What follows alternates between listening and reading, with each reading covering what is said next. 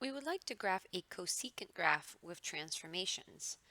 And there's actually a very simple way of doing that, and it's by using the reciprocal of cosecant, so it's sine. So what we're going to do first is we're actually going to look at the graph of y is equal to 2 sine of 2x minus pi over 2. We will graph this function using our regular transformations, and then we're going to use that graph to graph the cosecant graph. So we have our basic function, which is y is equal to sine of x. Now our basic key points for sine are the 5 axis angles, so 0, 0, pi over 2, 1, pi 0, 3 pi over 2, negative 1, and 2 pi 0. So of course I should say there's 4 axis angles, and then we also do the coterminal of 0, 2 pi. And then first we're going to take care of this 2 here, which is a vertical stretch. So we're going to multiply our y's by 2y. And then we're also going to do at the same time this 2x here, which is a horizontal shrink. So remember, you have to take the reciprocal. So it's going to change our x's to 1/2 x. So it's going to make our period smaller. So what I'm going to get now is I'm going to have 0, 0. Then the x's will be multiplied by 1/2 and the y's by 2. So I do this to each point.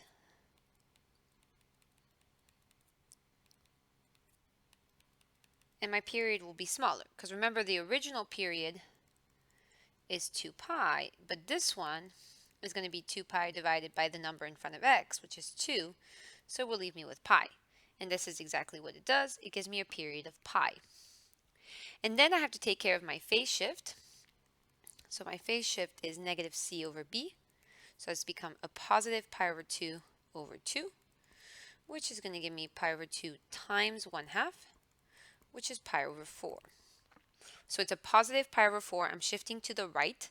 So I'm going to do my phase shift here. I'm going to add pi over 4 to my x's.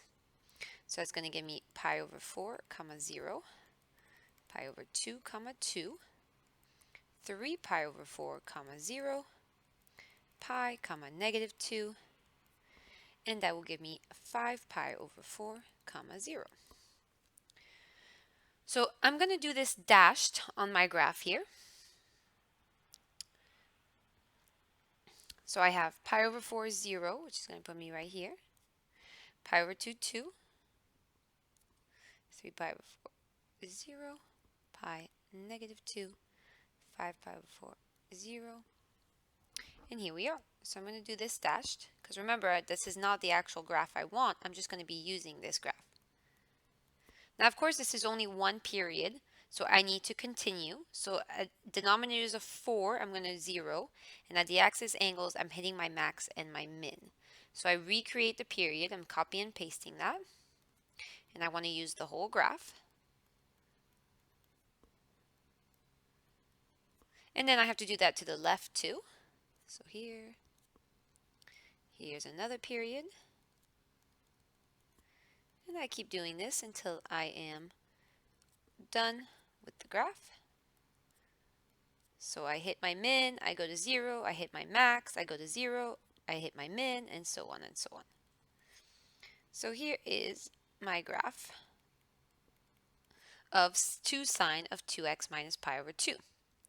And then you use the trick of how we go from sine to cosecant, which is that anytime sine is 0, when you take the reciprocal of that, right, because these two graphs are reciprocals of each other, when I take the sine of 0, when I take the reciprocal of 0, it will be undefined. So anywhere the graph is 0, which is on the x-axis, this is when y is 0 right here, I will have an asymptote, a vertical asymptote. So I'm going to do that in red. So I'm going to have a vertical asymptote here. So at every angle that has a reference angle of 45, denominators of 4, I'm going to have a vertical asymptote. So I can fit quite a few here.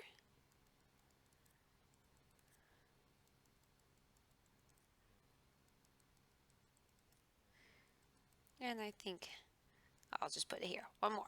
Perfect. And then the way that it works, and this one I'll do in blue, and the blue part that I'm about to graph is actually the only part of the graph that's existing. That's the function. So anywhere the sine is going to hit a max, which is right here at 2, cosecant will also hit a max. So it's going to hit a max here, here, and here, and then also to the left. And then anywhere it hits a min, cosecant is also going to hit that point. So, however, we've learned before that to go from sine to cosecant, now, right, your cosecant graph only exists above here and below here, and you have to follow the asymptotes because that's the behavior of a vertical asymptote. So your graph are going to look like mini parabolas that get closer and closer to your vertical asymptotes, but never actually touch. And so, of course, we have quite a many of them because our graph had a shorter period, so we could fit more cycles in here. So you keep doing this until you've finished graphing on your whole graph. And here it is. So again, the only part of this actually existing is the blue part. The asymptotes, right, are not actually there. They are behaviors of what's happening. And the sine graph is also dashed because I'm just using that to graph the cosecant. And here's how you graph a cosecant using a sine graph. And if it was secant, you would have used cosine instead of sine.